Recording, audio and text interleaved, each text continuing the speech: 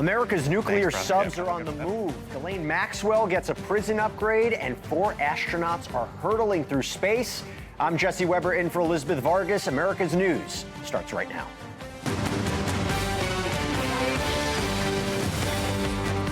Tonight, welcome to Financial Fear Factor. New tariffs set to kick in, stocks dropping, major downward jobs revisions, and the labor official in charge of that data fired. But is it okay to exhale and relax? We'll explain why the answer is yes. Then, nuclear war games. Trump orders 2 nuclear submarines to reposition to appropriate regions around Russia. What made him do it? And later, why was Ghislaine Maxwell suddenly moved from Florida to a minimum security prison in Texas? And does it have anything to do with the information she may have given the DOJ? But first, President Trump did not like today's job numbers. So now he has fired the woman responsible for that report. And he had good reason not to be happy. The economy added just 73,000 jobs in July. But the bigger headline isn't about July. It's about the revisions to the numbers in May and June. More than 258,000 jobs were shaved off between the 2 months. Trump is calling that a major mistake, manipulated for political purposes. But it is worth noting that every jobs report under every president sees revisions both upward and down. And if you go back 12 months, there's no version of this economy where hiring hasn't slowed. If you're looking for a silver lining, I'll tell you this much, take a look at wages. Average hourly earnings are up 3.9% over the last 12 months, outpacing inflation over the same period. The translation is, what you earn is growing faster than the prices of the things you buy. And speaking of that, President Trump just announced sweeping new tariffs on dozens of countries. Starting August 7th, a 10% tariff will hit nations that the U.S. has a trade surplus with, while countries with a deficit will face a 15% rate. Now, on Wall Street today, sea of red. The Dow down more than 500 points, and still stocks remain near record highs. So Trump's tariffs, they kick in, markets drop. We've seen this movie before. It's important to note we really don't know what the ending is. We don't yet know whether these tariffs will be a smashing success, a disaster, maybe something in between. So we want to go right now to NewsNation's Kelly Meyer, who is live for us at the White House. So Kelly, the head of the Bureau of Labor Statistics is out. What now? Yeah, hey there, Jesse. So President Trump saying tonight the Bureau of Labor Statistics Commissioner Erica McIntyre is fired, and he needs people he says he can trust. His labor secretary says in the meantime they have an acting commissioner in place while they search for a replacement. But not too long ago, Trump was happy with the CPI numbers, and they were done by BLS. And this McIntyre was easily confirmed by the Senate, both Democrats and Republicans, in January 2024 by a vote of 86-8. Both then Senators Marco Rubio and J.D. Vance supported her, and now Trump's Secretary of State and VP now is what they are. The Trump administration is no stranger to slamming agencies or groups that come out with news that the president doesn't like. President Trump slammed the Congressional Budget Office, for example, to discredit projections about his new tax law, adding to the debt. And more recently, the president was slamming the Federal Reserve, which we saw this week, even just moments ago, which even many Republicans say should remain independent. President Trump also today asked if all government officials should fear for their jobs if they have negative news about the president. And here's what he had to say. I've always had a problem with these numbers. You know, I was thinking about it this morning. Before the numbers that came out, I said, who is the person that does these numbers? And then they gave me stats about before the election. I had a similar problem. I mean, she gave out numbers that were so good for the Democrats. It was like unbelievable. And then right after the election, she corrected those numbers with, I think, almost 900,000 corrections. I think nobody had ever seen anything like it. Well, today she did the same thing with the 253,000, whatever the number was. No, we need people that we can trust. The president president is happy, though, with his tariff rollout, though it was a bit of a plot twist. These reciprocal tariffs, they're not going into effect until next week. I'm told this isn't an extension. It just takes time for customs to start collecting these. And President Trump didn't say today if he made any other deals, though he did say his door will always be open to compelling offers, he says. Jesse. And we'll watch for that. Kelly Meyer, thank you so much. We want to make sense of this, so I want to bring on an expert panel. Caleb Silver is the editor-in-chief of Investopedia and competing me for best hair on set. And Chris Cillizza is a NewsNation political contributor and senior advisor to DGA Group. It's great to have you both here. Caleb, I'm going to start with you. No secret, okay, that President Trump is not a big fan of Jerome Powell, wasn't lowering the interest rates, just recently said today that he wants him to resign. You know, it calls him too late. I got to say, the numbers come out today. You have to imagine that he's going to cut interest rates, what, next month? Is he too late? Well, now, if you knew those numbers beforehand, and it's not Jerome Powell who is making the decision by himself, it's 12 voting members of the Federal Reserve, 2 of them dissented. But if he knew that the numbers were going to be this soft, maybe the Federal Reserve would have cut rates. They're going to meet September 17th. The odds of a rate cut have gone from 40% to about 75%. Just today, if you're looking at the futures market. So we might very well see that rate cut. We might see another one before the end of the year, and a lot of people are now calling for a half a point cut. But just the bashing of the government officials when you don't like the data, that's very interesting. And it hurts the trust in these organizations. Yeah, and look, Chris, here's the thing. Trump was touting inflation numbers from BLS just 2 weeks ago. Yes. If these numbers today were good, would this woman still be out the door? No, of course not. No, you don't need me to tell you that. Yeah, no, she absolutely not. Look, when Donald Trump says the numbers are wrong, what he means is the numbers aren't the numbers he wants. Now I will say, look, a 258,000 job revision over 2 months is a ton. Okay, I mean, I'm not trying to defend that. It went from, okay, May and June look pretty good to, wow, May and June look anemic. At the same time, like, make no mistake here. What Donald Trump does, you ever play tennis with somebody and they just keep hitting the ball into the net or hitting it off the frame, and at the end they're like, my racket failed me? I mean, it's not this woman's fault. Like, she's a statistician.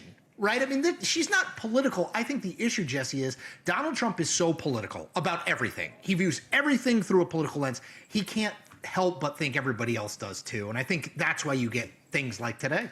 Well, the argument was he'd be consistent with it, right? The same thing with court rulings. It's got to be based on bias as opposed to the law. But here's the thing. Yep. Let's talk about exactly how people might use this. So we saw the S&P jump 33% after this huge drop from April when Trump made the announcement. But we've seen something before, right?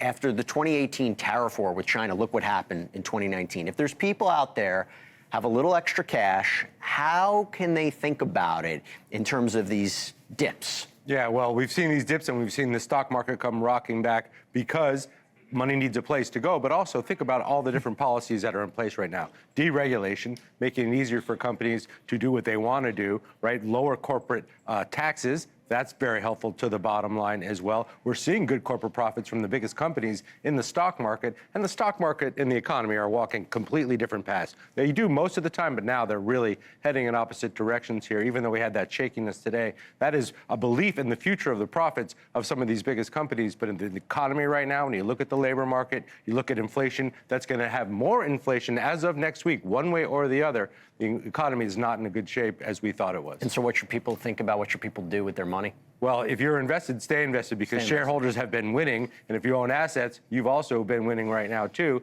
But those who are trying to make it in this economy, you mentioned the wage growth. Yeah. That's good. How long will that last with new tariffs? That's a good point. OK, so, Chris, here's the thing. I mean, other than immigration, maybe the economy was one of the biggest issues that Trump ran on. And Trump runs the Republican Party like nobody ever before. How crucial is a strong economy to his ability to continue to bend the GOP-led Congress to his will? I mean, it's a great question that I wish I had a better answer to, candidly. In any other past presidency, Democratic or Republican, if you had a lame duck president, and by that I just mean a president who can't constitutionally run for another term. If you had a lame duck president who was in the low 40s in terms of job approval rating and who had a day like this as it relates to job creation, tariffs, uncertainty being injected into the economy, I think he would have already seen some of these folks, Republicans like a Mike Lawler in New York, who represents the district that Kamala Harris won, jumping off the boat. And yet you don't, which, Jesse, makes me hesitant to predict the future, because Trump does often defy the rules of political gravity that have sort of governed everything up until this point. I just keep coming back to low approval rating, shaky economy. Tariffs are not popular. Whether you think they're good policy or not, they're bad politics. At some point, do those things combine, or does he retain this sort of iron grip? If he does, they may be unified with Donald Trump all the way to losing the House and, potentially the Senate, right? I mean, politically speaking, breaking from him is probably the smart thing to do in the next 6 months. If they don't do it, they may pay the price. And he'll definitely want some deals worked out sooner rather than later and say, look, I told you so. But Caleb, here's the thing. One thing I don't understand. Remember the GDP report? What was it, like from a 2 days ago? Grew 3%. Is that accurate based on what we're seeing today? How should we be thinking about that report? Well, I guess we have to call all the data into question right now. But if you saw, we had a 3% GDP bouncing off a negative 0.5% GDP loss in the first quarter. So that's a pretty big swing. A lot of that was because of the delay in the tariffs. We really haven't seen that, more smoke than fire right now. But how's the economy going to proceed going forward? What's growth going to look like going forward when we have higher prices, potentially higher unemployment, and potentially lower consumer spending? That is not a good recipe for growth. You know what I'm going to say? We'll wait and see. That's what we're going to do. Caleb Silver, Chris Cillizza, thank you both so much. Great seeing both of you. Thanks, man. You got it. All right. Speaking of President Trump, we know, acts swiftly when he wants something done. And right now, what he wants is to feed the starving children in Gaza. The president said as much earlier in the week when he revealed that he, like many people, have been unable to look away from the images of the ongoing humanitarian crisis there. Before we do anything, we have to get the kids fed. We can save a lot of people. I mean, some of those kids that's real starvation stuff. I see it. And you can't fake that. Now, the president wants two things. He wants food in Gaza as soon as possible, and he wants to make sure none of it winds up in the hands of Hamas. So today, the president sent two of his most trusted officials to visit a U.S.-backed food distribution site within Gaza. Special Envoy Steve Witkoff and Ambassador Mike Huckabee are on a mission to, quote, learn the truth and be the eyes and ears of the president and give him a firsthand account of what's really going on there, as well as help craft a plan to deliver food and medical aid to the people of Gaza. Now, the president discussing Witkoff's visit just a short time ago, but saying the details are still to come. He had a great meeting with a lot of people, and the primary meeting was on food. He had a meeting on getting the people fed, and that's what we want. Now, my next guest has been to one of those sites and can describe what exactly is going on over there. Andrew Fox is a former British Army officer and one of the first international journalists to have been let into Gaza. Andrew, thank you so much for coming on. Describe your experience on the ground. Well, good evening. It was one of the crazier 3 hours of my life, if I'm honest. And I did 3 tours in Afghanistan. The sites in Rafah is surrounded by devastation. When the site is opened up, you can see behind me in that image there that just a horde of hungry people descending on the aid, trying to get what they can to get themselves and their families fed. So it's a very chaotic situation. I don't think it's how you would design an aid program if you had one from scratch and you were doing everything perfectly. But the bottom line is that food got there. It got there protected. It wasn't intercepted by Hamas, and it did make it to the people. So the Gaza Humanitarian Foundation system certainly has its drawbacks, but also has some real strengths. In that circumstance, you said it wasn't intercepted. Was there another circumstance where you can say Hamas was stealing the food? And if so, what are the protections that can be put in place to ensure the food actually gets to the people who are starving? Absolutely. Even the UN announced this week that some 85% of the aid they'd sent into Gaza was somehow intercepted or interfered with by militants, be that Hamas or be that other armed groups within Gaza. The interception rate for the Gaza Humanitarian Foundation is 0%. They haven't lost a single package of aid from their convoys. And the simple reason is they have US Special Forces veterans protecting those convoys.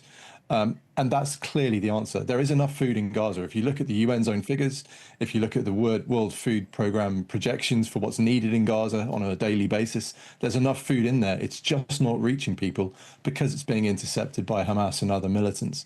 And therefore, the answer is clearly making sure the aid programme has protection when it goes into Gaza and the distribution sites are properly run so that the people get the food and it doesn't end up in Hamas warehouses and stockpiles. Andrew, again, I'm very happy to have you on to separate fact from fiction. And there have been reports, including from the UN, of Israeli soldiers firing on or near civilians going to get food at the distribution sites. What have you seen with your own eyes? I think that's really the key flaw in the program at the moment, is that the routes from where the Gazans are starting off, in where they're living in tents or ruined buildings, to get them to the secure distribution sites takes them through the Israeli army's rear areas. And they have been using live fire. I saw machine gun fire and sniper fire whilst I was there.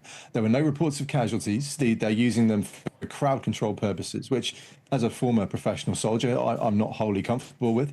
And I think one of the things they do need to develop with the GHF system is finding a way for people to get to those sites without posing a threat to the Israelis, that the Israelis feel they need to open fire, and so they can get in and out safely and get the food that they need. What is a way to do that? I mean, you mentioned before that one of the reasons that you're not seeing food being taken is you have armed personnel, but what is a way that someone can go there and not present a danger that the Israeli forces decide to act upon? Well, of course, Hamas are doing everything they can to make the Israelis open fire by driving people towards their bases or firing at the Israelis from within the crowd. And so I think the solution is community distribution. Find vetted, safe people who they can trust to come to the distribution sites, help them get back to their communities and their areas with the food, making sure it's not molested by Hamas or stolen by Hamas. And they can then feed the people where they live, sparing them this long, difficult journey to the distribution sites, and then the long, difficult journey home again with their food. It is such a tenuous, complicated situation, and I can't tell you how happy I am that you came on and really gave a firsthand account of what the situation is like, because there's everything to read about it, but you were there. Thank you so much, and if you decide to go back, would love to have you back on the program to learn a little bit more about what's going on the ground. Andrew Fox, thank you so much and for the work that you do. Thank you very much. You got it. All right, switching gears now to the war in Europe. Today, President Trump is increasing pressure on Russia to end the war in Ukraine, making a post on Truth Social announcing his decision to position nuclear submarines in the, quote, appropriate regions around Russia. Now, the president didn't share if these are nuclear-armed submarines or just nuclear-powered submarines, and the exact location, of course, of those appropriate regions was also not shared. But this comes as a response to former Russian President Medvedev's comments that U.S. threats to sanction Russia were a step toward war. And the president also made sure to note that Medvedev is now the deputy chairman of the Russia Security Council. Trump went on to say, words are very important and can often lead to unintended consequences. I hope this will not be one of those instances. All right, coming up on America's fastest growing cable channel, a frantic manhunt is underway in Tennessee for a 28-year-old man suspected of killing a family, kidnapping their baby, and then abandoning her in a stranger's yard. We're going to bring you the latest on that search. And then, don't you wish you could get a shot that cures everything? Turns out, we might already have one on the market. Why Ozempic could be the miracle cure of all.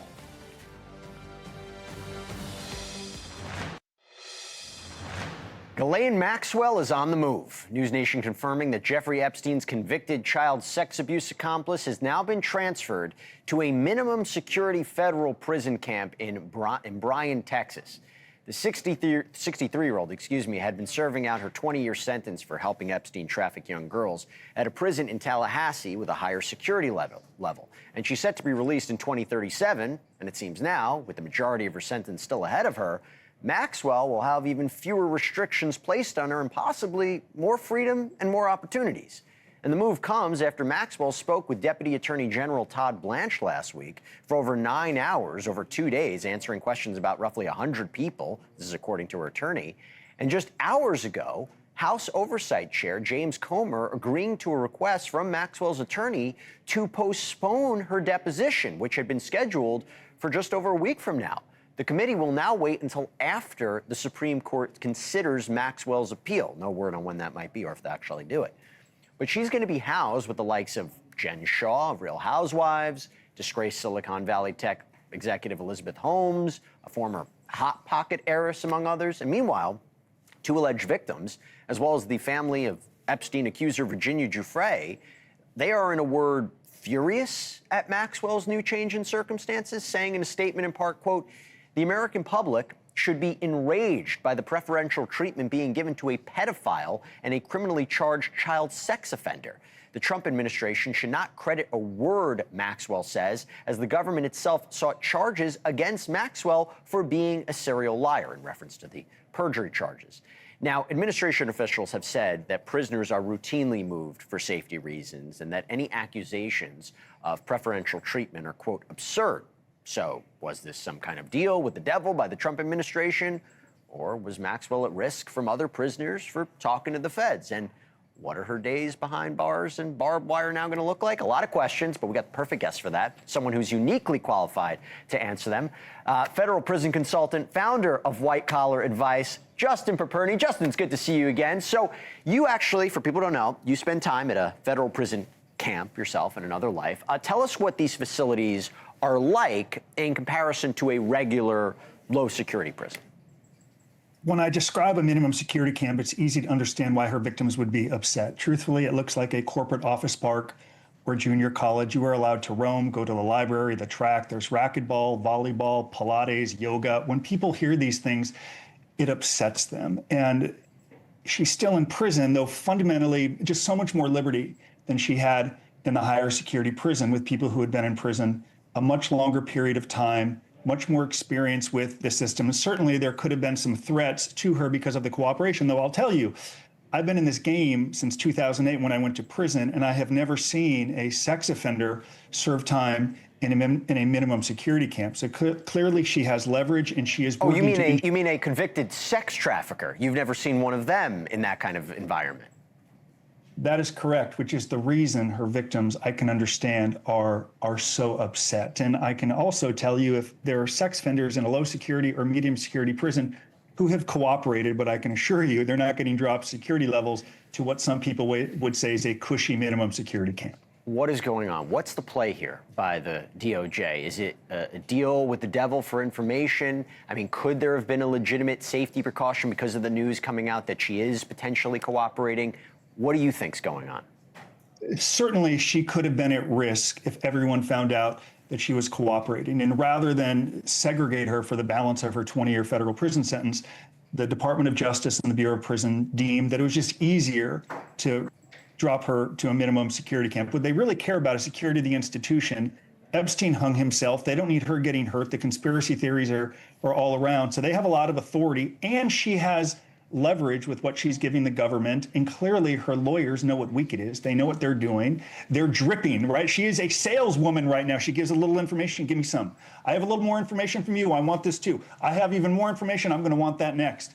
She is drawing it out beautifully to the detriment of people who are disgusted that a convicted sex offender would be walking around the confines of a minimum security camp doing Pilates and yoga. And from a victim's perspective, I can understand why they are disgusted. Here's the problem. I don't know exactly what the information is that she would be providing Congress, and also whether or not it's reliable and credible. As I mentioned before, she was brought up on perjury charges at one point. But the fact that this move happened, does it tell you anything at all about the quality of information she may have given already or may testify to? Well, it's a little unique because she went to trial and said, I did nothing wrong. And you'd think if she had an opportunity to cooperate, that would have been before she was convicted and sentenced to 20 years. So clearly there's a political motive or agenda here. Every administration has them. And you could argue that she has given enough information that they have verified. I've done a handful of events with the FBI. I interviewed the FBI agent that arrested me on my YouTube channel, and he would say, we take the information, but we verify. We check and confirm. And she's not getting these liberties, like going to a minimum security camp, unless something she has given them is checking out, which is why they want more. and it's just very easy for them to say there's risk for her in a higher security prison. That's a wrap. We're going to move her lower. Have a nice day. More liberties and benefits are coming for her. That much I can tell. And by the way, if the Supreme Court decides to take up her case and you hear oral arguments, I can't imagine she's going to want to testify until that's actually resolved. So this may get delayed once again. Justin Paperny, great having you on. Thank you so much. Really appreciate it. And good seeing you. You too. My pleasure. You got it. All right, coming up. NewsNation investigates a growing problem in Nashville. Drinks getting spiked in bars. What the city doesn't want you to know. That's next. 4, 3, 2, 1. Ignition. Ignition's full power and lift off. Go Falcon. Go NASA. Go through 11. That's the SpaceX Falcon 9 rocket taking off from Kennedy Space Center in Florida today. It's taking 4 astronauts to the International Space Station. The astronauts are on board a spacecraft called Dragon, which separated from the rocket a few minutes after liftoff. And then 5 minutes later, Falcon 9 came back down to Earth with a perfect landing, creating a sonic boom that could be heard miles away. And that crew that you see there on your screen is going to spend up to 8 months in space. Think about it like that. They're going to dock at the space station at 3 a.m. Eastern tomorrow morning. Ozempic, Wegovy, all the other GLP-1 drugs on the market, got to talk about it. Why? Because barely a week goes by that we don't hear of some other surprise health benefit that comes from using them. Take Alzheimer's, for example. A study analyzing the data of 92,000 people found that semaglutides were linked to a 33% lower risk of dementia. There's also evidence that they may reduce sleep apnea and seizures and can slow chronic kidney disease. There are even trials going on right now to see how products like Ozempic can be used to curb alcohol and tobacco cravings. Now, there are, of course, drawbacks. A lot of these benefits go away when you stop the injections, and they've also been linked to gastrointestinal disorders and pancreatitis. But still, the consensus right now is that the benefits of GLP-1 drugs far outweigh the potential drawbacks. In fact, the Trump administration is considering a plan that would see them covered under Medicare and Medicaid. Let's talk about it. Joining us is Dr. Archana Sadhu. She is a professor of medicine at Houston Methodist. Thank you so much for taking the time. So a lot of people call these miracle drugs. What's the catch? Well, like any drug, there are side effects. It is surprising to all of us in the medical community how you're right. Every clinical trial that's coming out now, studying it for various indications, have had positive results. And we're not exactly sure how this drug is working in each of the situations. So the side effects are of concern. We know of the common ones, which are usually gastrointestinal, but the serious side effects of pancreatitis, potential links to certain thyroid tumors, gallstone attacks are all real, and they happen much more frequently than advertised. I have a theory about all these benefits, like helping prevent dementia, kidney disease, stroke. How much of that is due to actually losing weight? And, you know, I wonder if that's maybe what's going on. I could be 100% wrong, but you tell me. No, you're really right on the target there. We actually don't know how much of it is weight loss dependent. And when we talk about weight, we're not just talking about pounds on a scale. We're talking about a whole cascade of inflammatory and immunological reactions that are happening throughout the body related to the weight. Some things, though, I have to say, have been weight independent, but we really don't have a clear picture of how much of it is weight, inflammation, and other risk factors that go away when we lose weight. So these are all many questions that still need answers. What happens when you stop taking the drugs? Well, in terms of weight, at least it's been studied, the weight immediately rebounds and over time can go back to baseline. Now, it depends on what the individual does, of course, and this is what I advise my patients all the time. When they need to stop the drug, they can't afford it, or they can't tolerate the side effects any longer, is that the drug does teach the patient, the person that's using it, on exactly what type of diet and calorie restrictions are needed for them to maintain that weight. But if you were to do nothing different, unfortunately, the weight comes back. Whether the other benefits come back or not, or go away, I should say, we still don't know.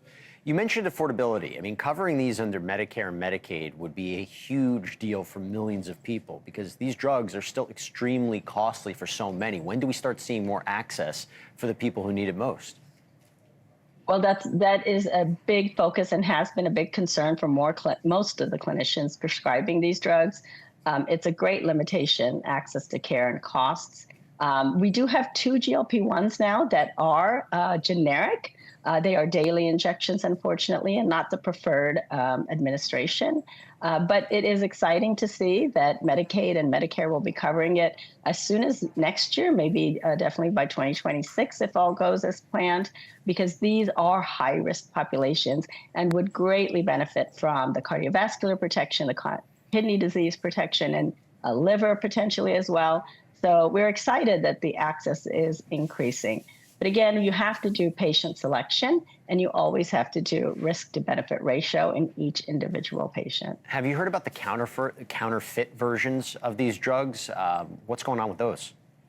Well, there was a shortage of these drugs for quite some time, and that was the opportunity to do compounded versions of these drugs, which many business owners took advantage of. A lot of telemedicine was prescribing these compounded, and still do. Now the shortage is officially over, so the FDA has advised that we do not use these compounded drugs for any indication. So I don't recommend it to any of my patients. Yeah, it's still a rapidly developing market in science, and we're going to keep a careful eye on it. Dr. Archana Sadhu, thank you so much for taking the time. Appreciate it. Thanks for having me. You got it. All right, coming up. Does a newly declassified report prove that there was a plot to fake Trump's ties to Russia? Chris Cuomo joins me live next.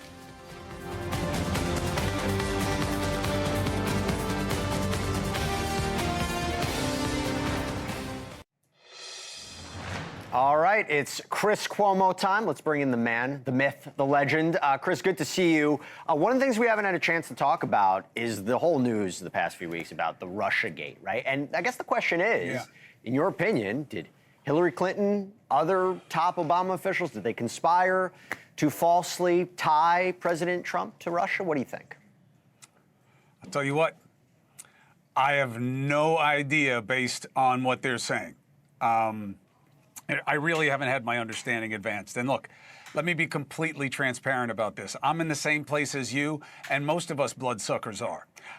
If I could find a new chapter to this story that shows perfidy, I'm here for it. If there's a way to unmask how we were duped collectively, I'm here for it because I want to learn, right? I want us to be able to get to a better place. But I got to tell you, I'm taking people through this. My producer, Ben, teed it up for me, and then I kind of did this back read on everything. I was doing so much research, I didn't even really work on the actual monologue. So most of the language that we're going to be putting out here is Ben's, because I was just trying to make sure we have it right. And here's my headline, okay?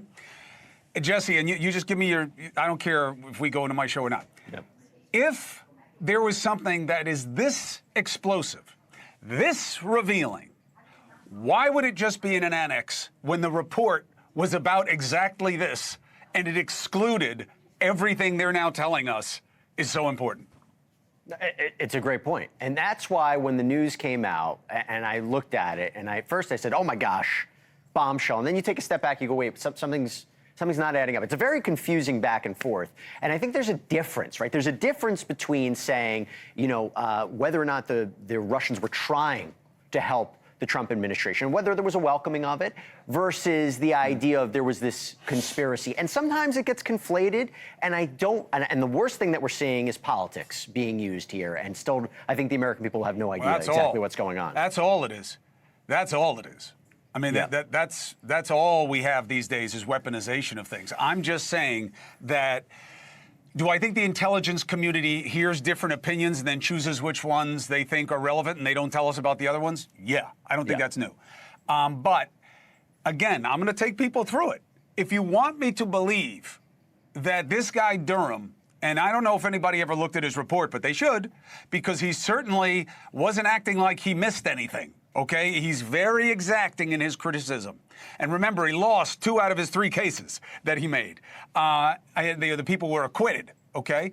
And if this report was about this topic, which it was, why wasn't this in it? Why was it relegated to an annex? Is he dirty too now? Anyway, Jesse, I love you. You had a great week. Have a good weekend. Thanks, man. Have a great one. Good show. Thank you for watching. Subscribe below and download our NewsNation app right now on your phone, and you will get fact-based, unbiased news for all Americans.